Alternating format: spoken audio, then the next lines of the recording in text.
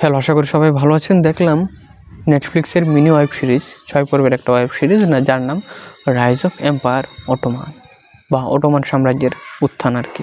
যারা দিরলিস Ertugrul, Kurulus Usman এসব series দেখে এনজয় করেছেন, যাদের কাছে ভালো লেগেছে যে ইসলামিক যে সাম্রাজ্যের উত্থান এইগুলো নিয়ে বিভিন্ন সিরিজ বা সিনেমা এগুলো যাদের কাছে ভালো লেগেছে তাদের কাছে অন্যতম একটা ভালো ওয়েব সিরিজ বা মিনি ওয়েব সিরিজের মধ্যে অন্যতম একটা সেরা ওয়েব সিরিজ হিসেবে আমি বলবো documentary web series rise of empire Ottoman. এটা দেখার জন্য, এটার নাম শুনে আপনারা বুঝে গিয়েছেন যে এটা মূলত 1453 সালে সুলতান মেহমুদ II এর যে কনস্টান্টিনোপল দখল করা, যেটা কনস্টান্টিন 11 থেকে যুদ্ধের মাধ্যমে দীর্ঘ 2 মাস যুদ্ধের মাধ্যমে সে দখল করেছে, সেখানে সাম্রাজ্য বানিয়েছে, যেটাকে আমরা বলি উসমানীয় সাম্রাজ্য বা উসমানীয় খেলাফত। সেটার যে উত্থান বা সেটা যেভাবে শুরু হয়েছিল সেটার উপর ভিত্তি করে একটা ডকুমেন্টারি ওয়েব সিরিজ 6 পর্বের মিনি ওয়েব সিরিজ, যেটার নাম হচ্ছে রাইজ অফ এম্পায়ার অটোমান। আমার কাছে মনে হয়েছে যে যারা দিরলিস আর্তুগুল বা এগুলো দেখে এনজয় করছেন তাদের জন্য অবশ্যই একটা মাস্ট ওয়াচ ওয়েব সিরিজ। যেহেতু এটার তুরস্কের তৈরি করা, সেই হিসেবে আমি আসলে এদের পরিচালক বা অভিনেতা এদের নামটা জাস্ট গুগলে দেখেছি, কিন্তু এরকম আমি চিনি না, ওদের সম্পর্কে আমি এত বেশি জানিও না। তবে তাদের যে অভিনয় সেগুলো দুর্দান্ত ছিল, যেখানে সুলতান মেহমুদের অভিনয় করেছে চন্দ্রিল পাশা, খলিল পাশা, তারপর গুস্তানো মিনামে, কনস্টান্টিনোপলের যে যোদ্ধা যারা অভিনয় করেছে সবাইকে দুর্দান্ত করেছে, ফাটিয়ে দিয়েছে। আর এখানে আরেকটা বিষয় হচ্ছে যে আমরা যখন ভালো ভালো গল্প দেখি, সেটা রিয়েলিস্টিক হোক বা ফিকশনাল হোক, তখন আমরা কিন্তু চাই যে সেই গল্পগুলা যদি রিয়েলিস্টিক হয় তাহলে সেগুলো রিয়েলিস্টিকের মতন করে আমাদের সামনে উপস্থাপন করা হোক, এবং যুদ্ধের দুই পক্ষরই তাদের ভিতরের কী অবস্থা, বাহিরের কী অবস্থা, মনস্তাত্ত্বিক কী অবস্থা, সেটা আমাদের যেন কম বেশি দেখায়। এবং বিরোধী পক্ষ যে ধরেন আমার বিরোধী পক্ষ যে কেউ থাকলো তাকে আমি জয় করব, তার মানে এই না সে যে দুর্বল থাকবে, এরকম না, তার যে রিয়েল অবস্থা সেটাও যাতে সুন্দর করে দেখায়, আমি নর্মালি তাই মনে করি। এবং দিরলিস আর্তুগুলের মধ্যে কিন্তু তাই করেছে, তারা দেখিয়েছে যে আর্তুগুলের চাইতে এক এক সময় যে এক এক নেগেটিভ ক্যারেক্টারগুলো আসে, বিরোধী পক্ষ আসে, সেগুলো অনেক শক্তিশালী হয়, যদিও সে বিভিন্নভাবে জিতে যায়। কিন্তু এখানে অর্থাৎ এই রাইজ অফ এম্পায়ার অটোমান এটার মধ্যেও কিন্তু আমার কাছে সেম লেগেছে যে সুলতান মেহমুদ II সে যে এটা জয় করতে এসেছে, মানে সে ধুমধামে সেই নেপোলিয়নের মতন অথবা অন্যরার মতন আলেকজান্ডারের মতন এসেই জয় করে ফেলেছে, এইরকম না। এখানে যতবার প্রায় 2 মাস যুদ্ধ করেছে, 2 মাসের মধ্যে লাস্টের দিন ছাড়া সে যতভাবেই কনস্টান্টিনোপলের উপর আক্রমণ করেছে, প্রতিবারই কনস্টান্টিনোপলের লোকজনেরা তাকে প্রতিহত করতে পেরেছে। এবং তাদের যে অন্যতম একজন বড় যোদ্ধা, মানে খ্রিস্টানদের পক্ষ থেকে বা কনস্টান্টিনোপলের রোমান সাম্রাজ্যের পক্ষ থেকে যদি বলি, তাদের বড় একটা যোদ্ধা ছিল, তাদের দৃষ্টিতে হয়তো বা তারা হিরো হিসেবে দেখবে, সেই হিরো হচ্ছে গুস্তানিয়েভু। তাদের যে প্রতিরোধ সেটা কি মারাত্মক লেভেলের ভালো। তারা অল্প কিছু লোকজন মিলে সুলতান মেহমুদ II এর বিশাল বাহিনীকে পরাস্ত করে দিয়েছিল এইরকম। এবং লাস্ট পর্যন্ত কিন্তু এই শেষের দিন আসার আগ পর্যন্ত, মানে যুদ্ধের শেষের দিনের আগ পর্যন্ত সুলতান মেহমুদ শুধুমাত্র এই 2 মাস জোরে যুদ্ধ করে পরাজয় বরণ করেছিল, এরকম তারা শক্তিশালী ছিল।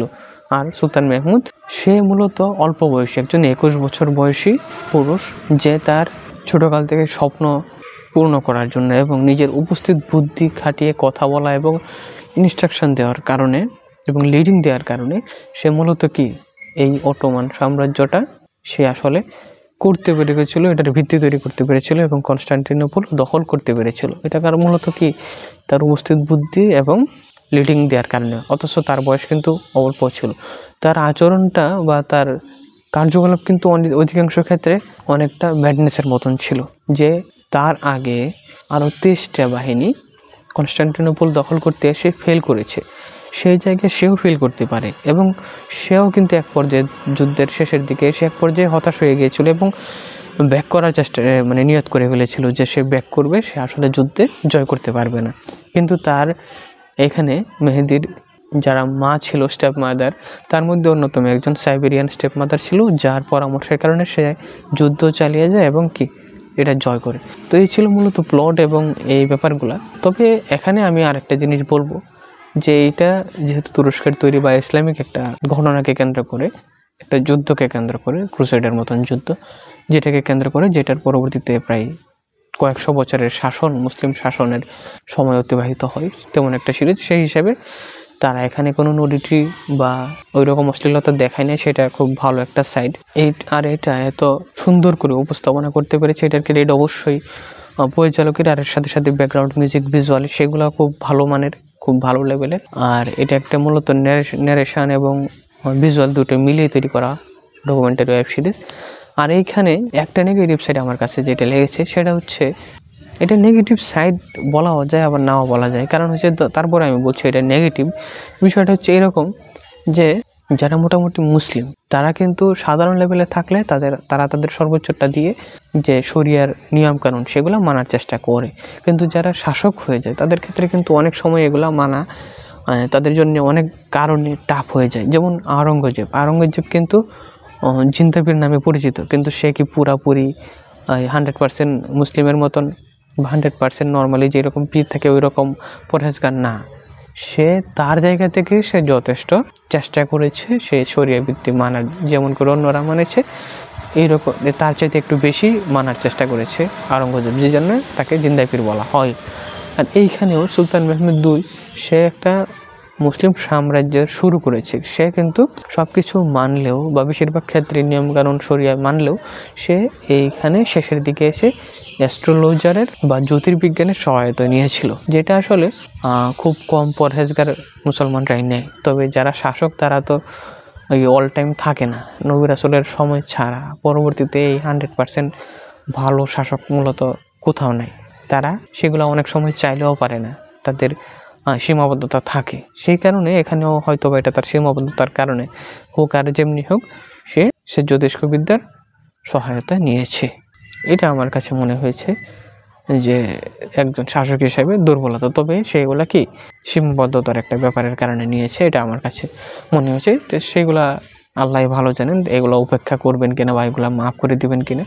তবে তারার যে প্রচেষ্টা, তাদের যে যুদ্ধ অবস্থা এবং সুলতান মেহমুদের যে ব্র্যান্ডনেস, কৌশল, দক্ষতা, কথা বলার দক্ষতা, রিডিং পাওয়ার, সেগুলা তাকে এই অল্প বয়সে 21 বছর বয়সে এই কনস্টান্টিনোপল দখল করতে বা জয় করতে সহায়তা করেছিল।